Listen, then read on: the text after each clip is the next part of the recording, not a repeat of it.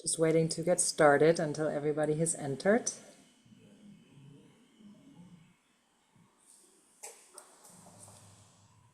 Fun to see our numbers climbing. We're glad you're here.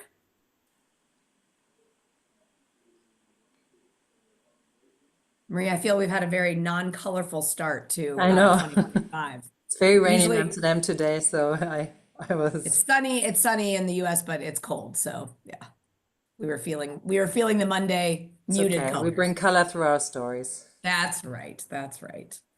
Welcome, welcome everyone. We're just waiting. If you're just now joining, we'll always give a couple seconds for the full group to join us, but we're thrilled you're here.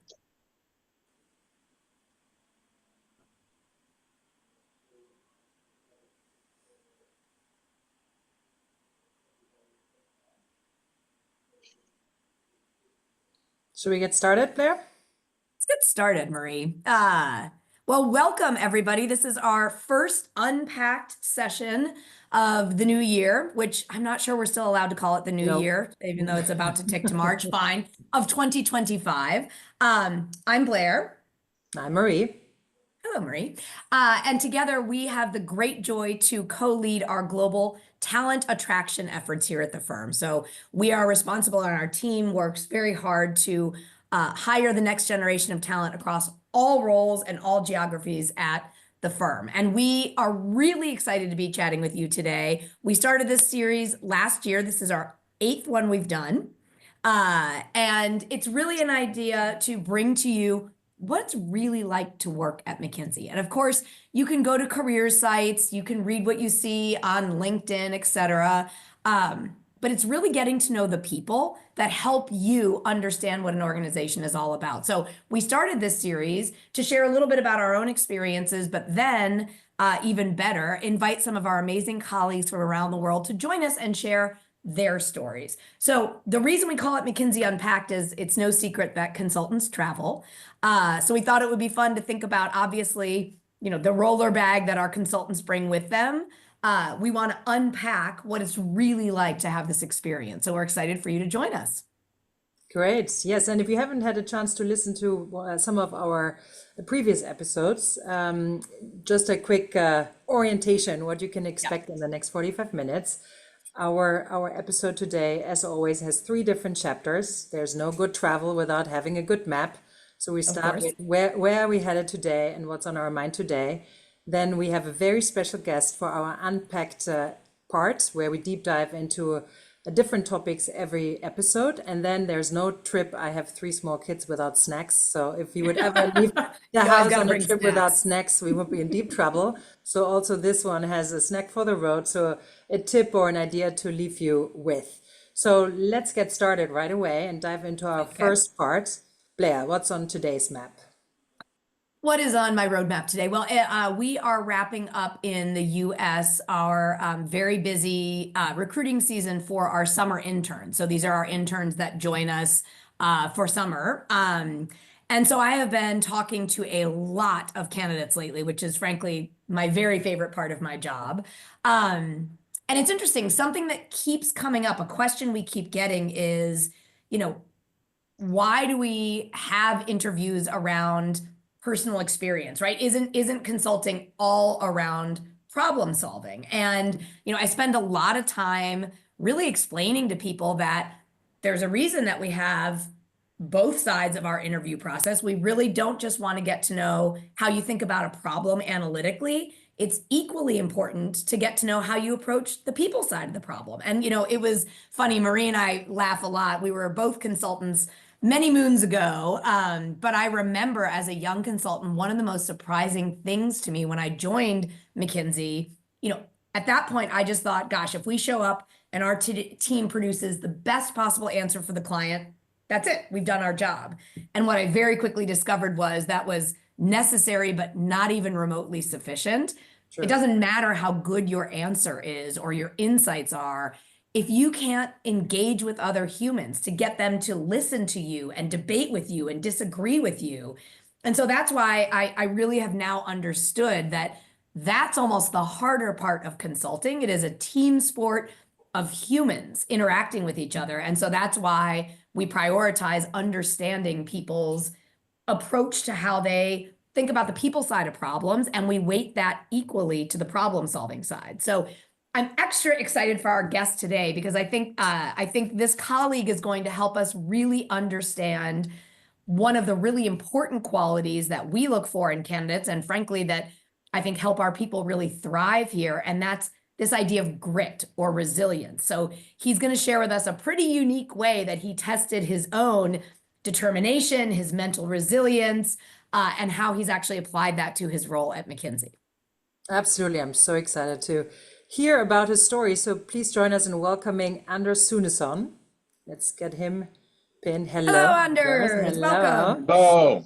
Anders, yeah, we're so excited to have you. Just maybe very briefly introducing you before we're handing over to you to introduce yourself in your own words as well. But you're a partner in our Stockholm office. You've been with the firm for 13 years. You are one of the core leaders of our commercial vehicle segment and sustainability practice, which is super exciting. And I know you work a lot on decarbonization and green business building, helping our clients accelerate their journey towards net zero emissions. So yeah, that's right. I'm sure we have lots to talk about on your work, but we are also here to talk about grit and resilience with you today because you were a contestant, and actually a winning contestant, if I can already take that ahead, on a Swedish show which aired end of last year, which is called Secrets of the Elite Force.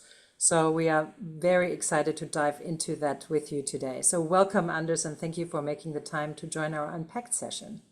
Thank you. Thanks for having me. Super excited to be part of it. Now, of course, because we've dangled the carrot, the carrot of what Secrets of the Elite Force means. Of course, that's what everybody wants to know. But Anders, I think it would be really helpful to first just hear from you. How did you end up coming to McKinsey? What about it has kept you here for the past 13 years? Just tell us a little bit about your journey to consulting and to McKinsey specifically. Yeah, absolutely. But I think, I have a background in, I studied engineering physics, and then I did my MBA at the Stockholm School of Economics, just like a normal business MBA.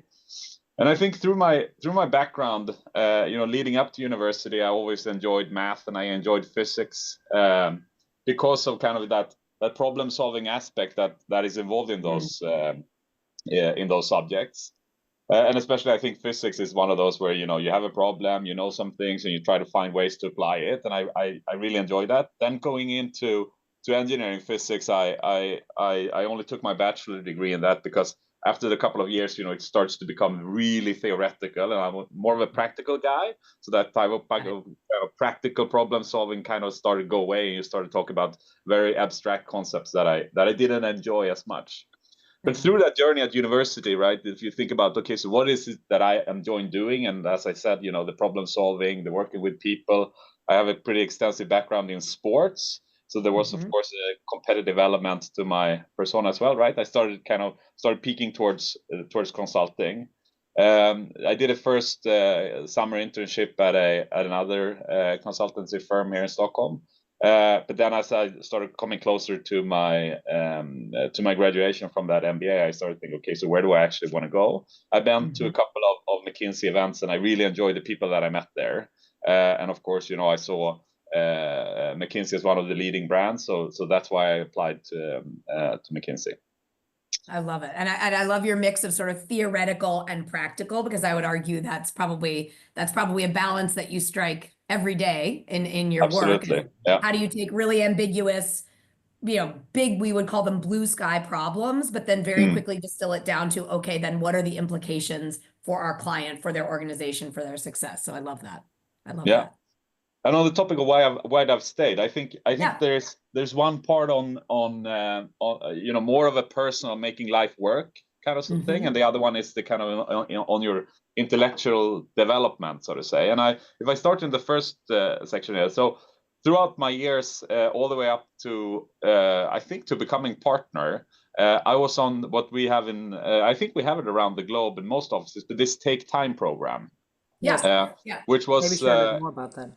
Yeah, maybe explain a bit, because I think maybe explain a bit what that is. Yeah, absolutely. So you come in, you start working, it's super exciting, you learn a lot, right? But we also work a lot, right? And for me, that balance of having, you know, a rewarding and stimulating professional life, but at the same time being able to do the things that I'm maybe even more passionate about in my free time, right? I have, you know, I've been doing a lot of skydiving and a lot of skiing and stuff like that. So I want to have time for that. And through that Take Time program, which means that I work 90%. And I lowered my salary by 10%, but in return, I also got 10% back as holiday in the year more. So I went from the 6 standard weeks we have in Sweden to 11 weeks of vacation per year. And for me, that became an unbeatable combination, right? So I had a fantastically fun job. I was developing a lot. I had great colleagues. I was doing a lot of, you know, traveling the world, doing, you know, fun and cool, you know, professional stuff. But at the same time, I had 11 weeks of vacation, you know, so I could have, you know, 6 weeks off in the summer, 3 weeks in the over Christmas or whatever. I could go skiing and all of that, right? It became like the ultimate combination. And every year I kind of reassessed, and I going into McKinsey, I was a little bit afraid of, you know, am I going to be like this now? Only, you know, we all know that, you know, everything is always kind of 6 months out, right? Your designation from junior associate to associate or to engagement man, whatever it is, right? There's always that next thing. And I was afraid of just getting, you know, tunnel vision on that. So I promised myself to always be in 3 interview processes per year. Oh, wow. Interesting. With other firms. Yeah. With other firms, yes, to avoid that tunnel vision. But what it turned out to be was that as soon as, you know, and most of these processes you often get pretty far. But before I got an offer or whatever, I had the ability to reassess, right? Is this something that I think would be more fun than McKinsey? And the answer was always no. So even I thought about it as avoiding the tunnel vision, but what it actually turned out was a reconfirmation of what I'm doing, and that I'm actually in a place that I really enjoy and that I really like. I didn't think about it at first, but it's a tip for everybody on the line here. Keep your, you know, keep the split vision. It's, you know, not only to avoid tunnel vision, but also to reconfirm that you're actually at the place where you want to be. Recommitting. I mean, I think interviewing with 3 firms, that's quite extreme. That's maybe not what everybody needs, but a conscious recommitment. Like, but you get the point, no, conscious recommitment. Am I still liking what I'm doing? Am I enjoying it? Am I still learning and growing? I think that's great. And I think it's like almost, I don't know if you can call him one of our founding fathers, but Ian Davis, I think he once said, like, you know, the work at McKinsey, either you love it or you leave it, right? And I think that's very true. And that recommitment of, am I loving it? Would I want to do something else? It's been an important part for me. And I would love that. I would say you should ask that yourself in any job you have, but it's especially important in an environment that also demands a lot. Yes, exactly. I think that's right. And I love that you mentioned the Take Time. Anders, I'm doing that actually as well, Anders. I agree. I'm on a 90% program. My children are still small. They still enjoy traveling with me. While I have these golden years, I also work 90% to have more vacation days, which is great. I love it. Which is great. And again, one of the benefits of, again, on the consulting side, having a more project-based approach is that allows you to be able to do that. And I think what's cool is, Marie, your example is we also are able to do that on the internal side as well, which is quite. Yes, which is, we share a great source of renewal. Yeah, exactly. And we're always evaluated on our performance with clients. That's what matters. It's the client impact every day of the week, right? That matters at the end of the day. If that, you know, whatever you do between your projects, you know, up to you. Yeah. Well, now we talked a lot about McKinsey, but what we're really here for, Anders, is of course to hear about the secrets of the elite force, which is it's a great title. So tell us a bit about the show, your decision to apply, and then we also have a little clip to show afterwards, but maybe let's hear in your words first. Yeah. No, so it is a Swedish version of an international show. I think that started in the UK. It was called then SCS, Who Dares Wins. I think there's a US version of it that calls, it's like Special Forces World's Toughest Test or whatever, right? The whole concept is that, you know, you take a bunch of you know, non-military personnel or just civilians, and you put them through the final stages of the selection process for special forces, in a sense. I watched the show, you know, and I loved it. I thought it looked like a lot of fun. I have a background in the military. In Sweden, we have mandatory military service. So I did that when I was 19, and I was pretty close to pursuing a military career. I thought, you know, I'm in the right place now. It was a good combination of, you know, practical problem solving in a sense, right? How are we going to try to do this? It was leadership, and then was the physical side of things as well. So coming out of my mandatory military service, I actually applied for the Swedish Special Forces, but that's an officers unit. So I was told, you have to go through officer school first.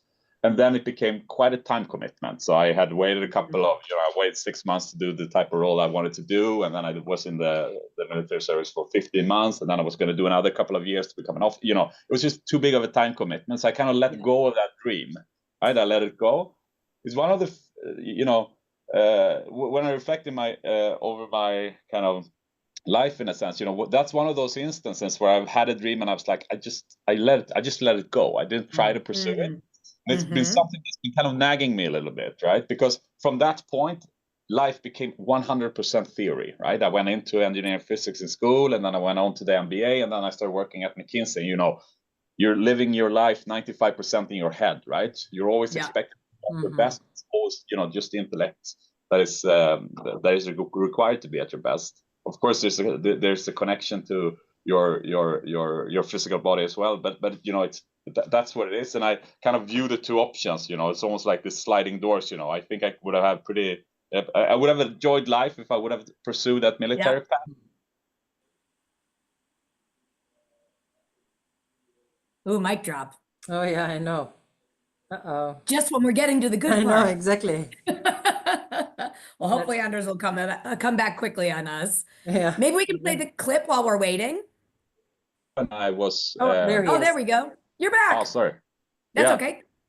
Where did you lose me? We were just talking about sort of the sliding doors, about you could have gone one way or the other, and imagining what that was like. Yeah. Yeah. Okay. Oh no. Something about those sliding doors.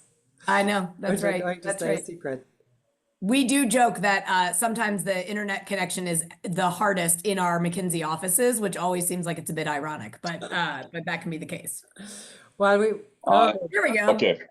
Yeah, I don't know. I am on the office Wi-Fi, so yeah, we were just saying. That's right. Yeah. That's right. It is not our friend sometimes. No, exactly. Let's hope it stays now. But I'll be back as soon as I drop, if I drop again. No, but so then having talked about those sliding doors and the different potential lives, as I watched the show, as I thought that was really exciting, also I was up for an adventure. I spent the last 13 years at McKinsey. I have kids that are now 7 and 4. I'm a little bit through the as a friend from UK call it the trenches of having small kids. Hand-to-hand combat. Yes, no pun intended. But it's also life becomes a little bit of a groundhog day, right? You keep on doing the same thing, and life is going on in an accelerated pace. I kind of also felt like it'd be fun to do something different. So I applied for the show 2 years ago. I got all the way to the kind of final casting, but then I didn't make the show. I thought about it as a fun thing at the moment, but having that I was like, I got super disappointed. I realized, this meant more to me than I actually thought. So I applied the year after again, and by that time I had made Partner, so I think that probably helped. And then I also had, I thought a little bit about my twist around why should your value proposition for the show. Exactly. So the first year I treated it more like like a job interview. I was humble, and I was just, playing myself down quite a lot. And I got, no, you're not on the show. And then for the year after, I was like, this is TV, right? I cannot play myself down. Let's create the narrative here. And even if I don't have to stick to that narrative when I'm on the show, right? But then I talked about this, the different paths of life. But I also talked a lot about, historically, there's been a lot of accomplished athletes on this show. So we had, world champions in boxing, cross-country skiing champions, all different, very accomplished athletes. Of course, that takes grit. But I've been to some of the best schools. I got the job at McKinsey. That was perceived to one of the harder jobs. I have my career here. That also takes grit. Right? Yep. How does my grit stand up against their grit? And I think the producers of the show like that framing. So I got on the show. I love that. And by the way, I love a couple nuggets about that. Number one is you didn't give up when you weren't successful the first time. We get that question a lot, is this my only shot? And we say to people, folks come and get to know us and interview at lots of different points in their career. So I love that nugget. And then I also love your nugget of saying, hey, look, this is my time to really own my story and talk about what makes me special and what drives me. And I think having the confidence to do that is actually great, and something that we hope our candidates do as well. And the Super third cool. nugget I love around that is the grit, right? That it takes Yes. grit in different situations. And I really love that angle. Does my grit stand up to theirs? But before we Yes. continue, maybe it's time now to give a little sneak peek what this is actually about. So if we could play the video. En grupp före detta sågoperatörer ska nu leda 18 kvinnor och män Då höjer vi till 100%! genom de tuffaste stadierna av en uttagning.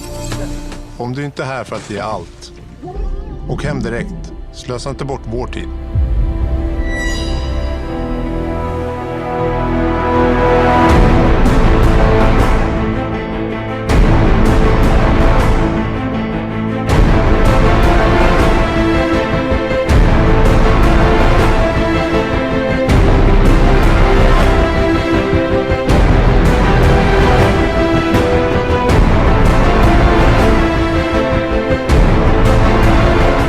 Nummer 13, du har klarat uttagningen.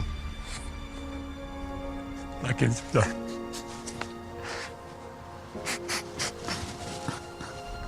Ja, men det känns jävligt bra just nu. Det här måste vara bland det extremaste man kan utsätta sig för. Att ta sig igenom det ger en styrka och en stolthet, tycker jag. Ja, det har varit skitkul. Let's go! Okay, wait, before we go any further, we just want to clarify, this is not what McKinsey's interview process is like. So let's just get that out there right now. But that looks intense, Anders. Really intense. Yeah, it was. I can honestly say that I really underestimated it beforehand. You know, what's being showed on TV and what I had watched on the previous seasons, I was like, yeah, I'll make that. But it was really tough, right? And what I didn't understand beforehand was the intensity of it. That, you know, we didn't sleep barely anything, right? The maximum we had was like 2 or 3 hours per night, and never in a row. You know, always, you know, constant physical, you know, exercises. You know, waking at night out, and you went on. No food. That I didn't know, right? So there was a couple of people that have, you know, close tracking of their calories. So at the end of the show, they could say that, you know, we had about 300 calories per day, right? Which is nothing, right? Wow. And then, you know, always going on, you know, things constantly, right? So I was at my edge in the end there. You can almost see it, you know, there's from the last day there, I am a shiver of what I used to be. Wow. Wow. And how many days did it last in total? So 8 days. So 8 it's days. and every day became one episode. So it's 8 episodes. Wow. So that's a real sustained sense of deprivation and testing. How did you deal with that, Anders? Because it sounds like both the length of it, but it sounds like also there was not as much predictability in terms. Did you know exactly. what was coming? Yeah. No, and so we knew nothing, right? So Okay. we didn't know anything that's going to happen. They removed, you know, nobody had a watch, or of course no cell phones or anything like that. We had nothing.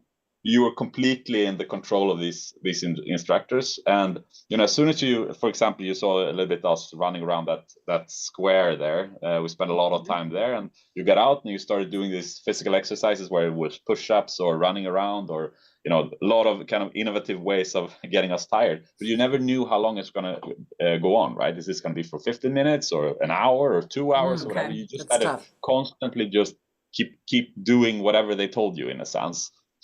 A lot of people had a lot of problems with that, right? I would say that was the key thing that people struggled with the most, was this uncertainty and ambiguity around it. And I think, you know, having worked at McKinsey have really prepared me for that, in a sense, right? It's very similar to our day-to-day life, where, you know, you always have a plan, but then something always happens, right? You thought you were going to do this, but you have to do this instead, right? Yep. And, you know, it could be anything, right? And especially, you know, when you start to get a little tired, maybe you worked a lot for a week and you think, okay, I'm just going to do X, Y, Z, and then I'm done. I'm going to go home, and then suddenly something happens, and you understand, okay, what I thought I was going to do is out the window. Now I got to focus on this. So you have, you know, you can feel sorry for yourself for 2 seconds, but then you have to switch and be like, okay, this is the new reality. This is what I now got to do, and I'm going to do it as best as I can. right? And I think that is a similarity that I didn't think about before. That is pretty clear having completed it now. That that ability to adapt to the changing environments, but always try to be at your best, always performing whatever is thrown at you. We're trained well in that. Yeah, it sounds like almost that the mental resilience is more important than the physical resilience, which of course is always important because I would already fail at doing like 10 push-ups. So I'd be out, no mental resilience required because I would already fail at the physical level. But it sounds like just the physical resilience is far from being enough. Yeah, no, and I think that's also interesting. Before the show, I thought this is going to be 80% the physical test. After the show, I know it's 80% the mental test. Of course, you have to have some type of physical, foundation. And the better that is, but they're pushing us so hard. So disregarding of how well you are physically, you're gonna get to a place pretty soon where it's just your mental resilience that pushes you forward. As an example, one of the girls that I completed the show together with, she's the world champion in CrossFit. Of course, her physical bar is really high, right? Yeah. But even she had to dig super deep in order to comply with everything that was going on. That's interesting. So, I mean, you mentioned that this has served you well in your consulting and your client service context. Maybe you can give an example, Anders. When have you had to sort of really dig deep on the mental resilience part of it in either maybe a client project that wasn't going well, or to your point earlier, you sort of couldn't predict what was coming next? How have you leaned on these qualities in your work? So I think it's something that you kind of gradually are trained on at your career at McKinsey. So, as you start, whether it's you call it the BA or a fellow, or as we do in Sweden as a junior associate, right? You know very little, and you're part of a team, and you're learning by apprentice by being in the team or together with the others, and you're starting getting more and more things on your plate, right? And of course, through that, there are many times where you think, okay, but yeah, I'm in pretty good shape here. I just have a couple of things left on my to-do list, and then I'm good to go for the day. And then something happens, right? Yep. Okay, we found an error in the model or whatever it is, right? Okay, and it's like, okay, all hands on deck. We're building a recommendation based on this model. Anders, you better figure out what's going on in the model. Okay. Yeah. Yes, I can feel sorry for myself. Like, I was so close to finishing my to-do list, but it's just, okay, let's go into the model. Let's see what I can find. Where there's something wrong here, and backtracking it. And you have to lean into it. Like, if you're not leaning into it, you won't make it, so to say, right? So, even if you don't think about it, and I have for sure never thought about it throughout my career until I did this. And then looking back, I can see how all of these things have really, strengthened that mental resilience. Of course, there's a component of grit that you have coming in, right? And I think, sometimes we underestimate the importance of having that grit to be successful at the firm. But then you're also trained a lot in it.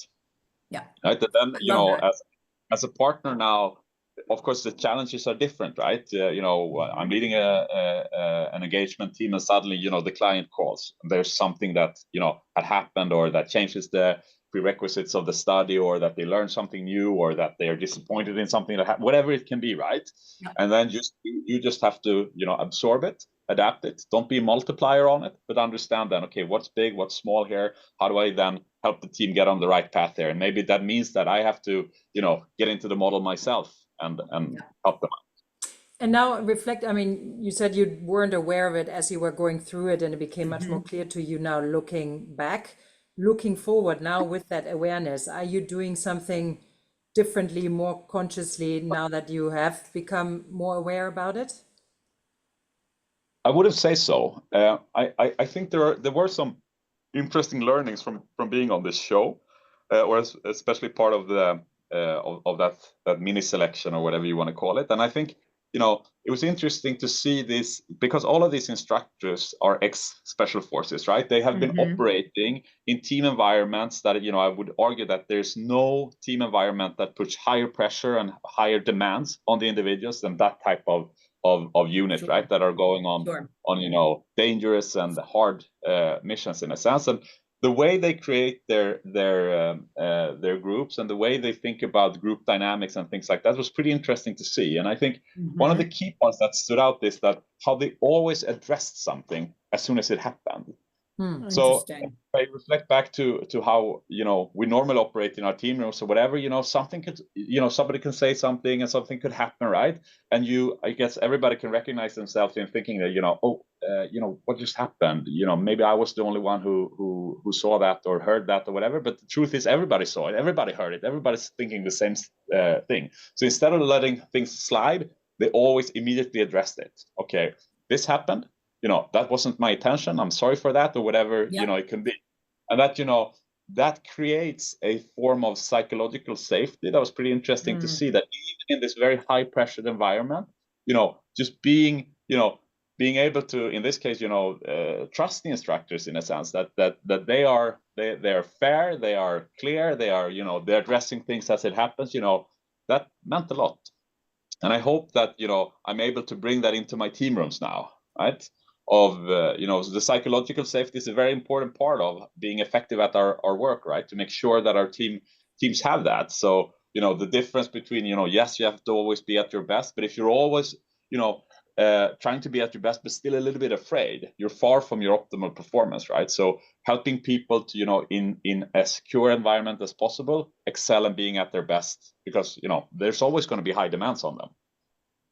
I love that, Anders. And we talk a lot about our feedback culture at McKinsey, and we've spoken about that in some of our previous sessions as well, that it is a pretty unique environment in that respect, that that it is absolutely part of sort of the fabric of how we operate as individuals and teams, as we are continually seeking feedback and giving feedback to others. So I love your point on sort of this psychological safety and addressing it in the moment. How have you applied some of these lessons as both as a partner where you are often giving younger tenured colleagues feedback, but then even thinking back to when you were a new associate, right, joining the firm, how has the feedback culture sort of played out for you in light of these themes, which I think are really important?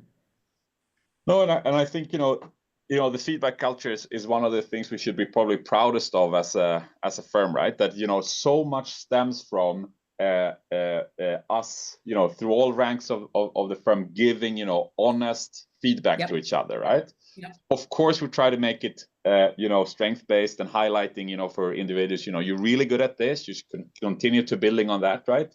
I love the notion of nobody has ever become a Olympic champion by developing their weaknesses, right? And I think there's something to it, right? You have natural tendencies and you should continue to build on that, but you also have to keep on working on to make sure that you have a sufficient level of your weaknesses so that you can excel on your strengths, right?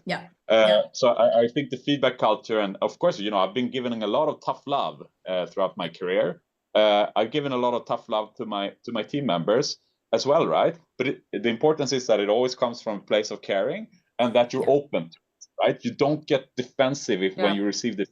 You're open to understanding that not everything that I do is perfect. There's a lot of things I can do that are better, and view the feedback as a gift, which it is. So it's the whole concept of feedback is of course integral part of our firm and being successful at our firm. Both giving it and receiving it. Yes. And it requires also a bit what you discussed earlier, this leaning in concept, right? Like what you said now with the feedback, you need to be open to receiving it, even sometimes if it's difficult to hear. And actually those feedback points are the ones that often come with the most care and consciousness, because people want you to get better. Yeah. And if I just look at the colleagues that I've collaborated with, probably hundreds if not thousands over the years, right? You can see that some have an intrinsic advantage that they for some reason they're pretty good at something or whatever, but if they lack the willingness to lean in, if they lack that kind of to some extent great, it will only take you that far, right? Well, on the other hand, you don't have to be perfect coming in, but as long as you willing to put in the effort, willing to always lean in, to engage in the things that are going on, to accept the feedback and try to be better, you'll have a fantastic career. Yeah. It's the same in sports, right? I think Yeah, exactly. Successful sports people will tell you it's a certain percent talent and the rest is discipline, Yeah, dedication, working hard, and never giving Yes. up. You yeah, said earlier exactly. you didn't know anything about the show going in. Now that you know that what the show was, would you have done something else in your preparation? Had you known what to Uh, expect? no, but I actually think that part of why I made it through was that I did prepare pretty well, right? So of course, having had a military experience helped me, but I focused a lot on carrying the backpack. That sounds boring, right? But So you that's showed a up at the big. client side with bricks in your backpack. Exactly. That's No, right. but it's a fun story because of course some of these people on the show they are, if they are athletes or personal trainers or whatever, they had quite a lot of time during the days or the weeks to prepare. I didn't, right? So I had to find a shortcut. So my shortcut was that I really loaded my backpack. Right? So the backpack we were carrying at the show was 20 kilos. So I ran around with my 40 kilo backpack to say, okay, but if I should be out for 5 hours with a 20 kilo, maybe I can just be out for 1.5 with a 40 kilo. And as part of the final casting, we met the doctor that was going to be responsible for the medical safety at the shooting then, and he asked us how we were preparing, and I told him, it's like, that's a gamble. Yeah. If you make it through without having a joint injury of a knee or a ankle or whatever, yes, you will be well prepared, but you're playing a high stakes game here. I was like, but it's that or not preparing. That's exactly right. I do think, Anders, people are this feedback concept, right? And what I love the couple of points you mentioned. Also, you had trust in your instructors, right? So you trusted them that they were being clear and direct. You talked about coming from a place of caring. I think that's a big one. You also talked, of course, about being willing to lean in, and your example of like, you're about to close off your to-do list, turns out the model's wrong, you have to go back in and do it. Almost an ability to sort of forget and move on, right? To just say, I'm not going to stew in this. How have you seen younger colleagues get good at receiving feedback? Because I think this is a real muscle we have to help people build. We all, say we're open to it, but it's a very different thing the first time you get constructive feedback. And to your point, sometimes that can be difficult. It can be pretty honest. What do you think has helped? You mentioned some great qualities they can do, but what else as leaders do we do to help our colleagues build more resilience, especially around things like negative feedback? Mm-hmm.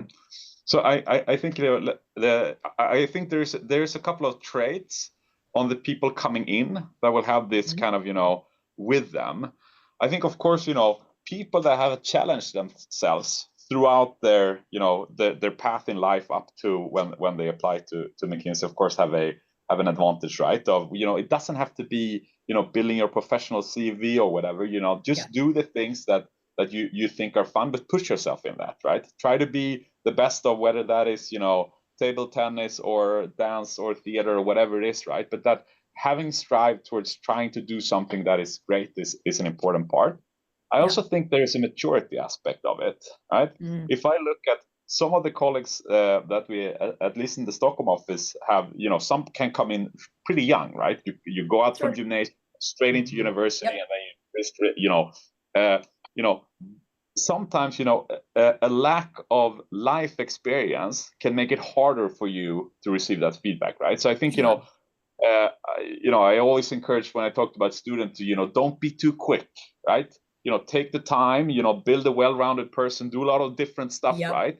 And then you can start your career, right? That career is going to go on for 4 years nonetheless, right? So if you spend 2 or maybe 3 years more between whether that is coming out of high school and going into college or gymnasium or university, whatever it can be, right? Or going in the military or just experiencing new stuff, the better.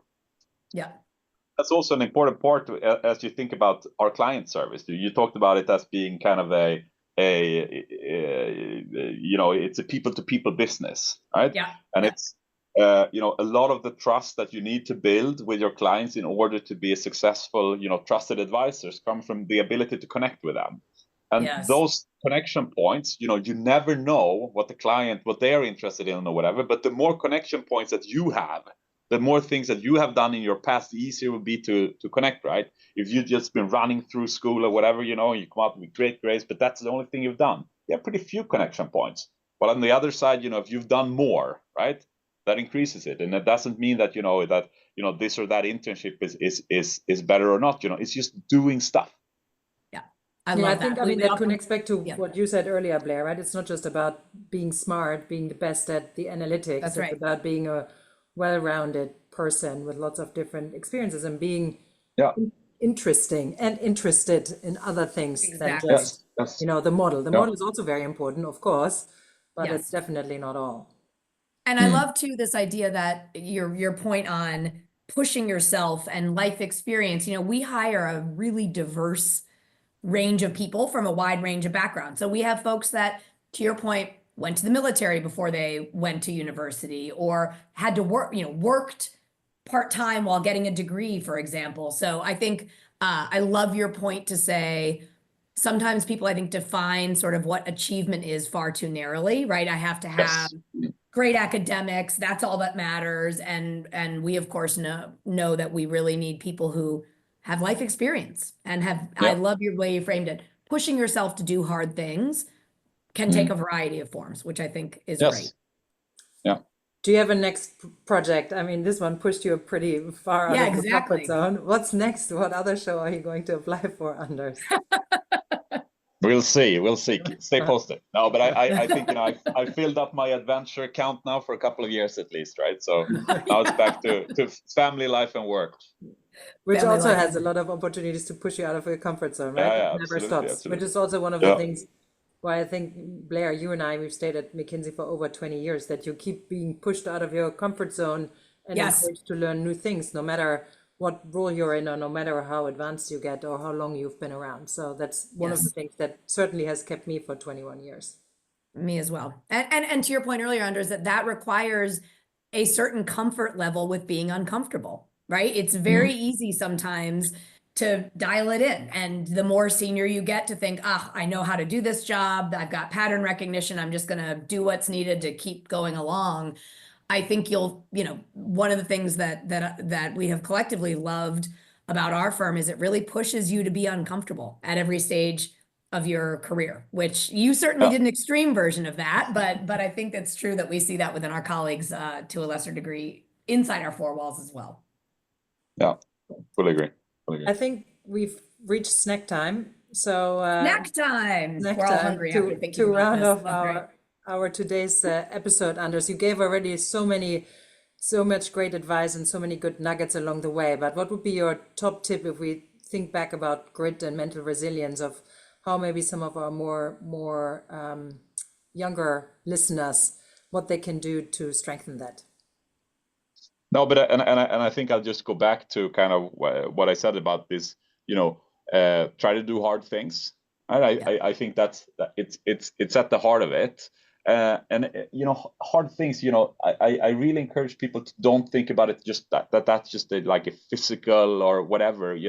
It's about pursuing that dream, right? Whatever that dream might be, and really, don't give up on the dreams, right? Try to achieve them, because even if you don't achieve them, that process of really, I want to do this and I'm going to try hard to get there is it's so important, disregarding what you pick to do in life. And of course, if you would choose a career at McKinsey, that would be super helpful.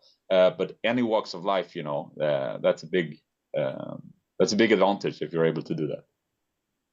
I love that. And I think that's something that this idea of pursuing your dream. And I love that, you pursued this dream of pushing yourself in this environment. You pursued it twice. You didn't give up and were successful to do it. So I'm with Marie. I can't wait to see what the next adventure, hopefully you'll get the itch at some point here, Anders, and then we'll have you back and you can walk us through the latest extreme thing you've done.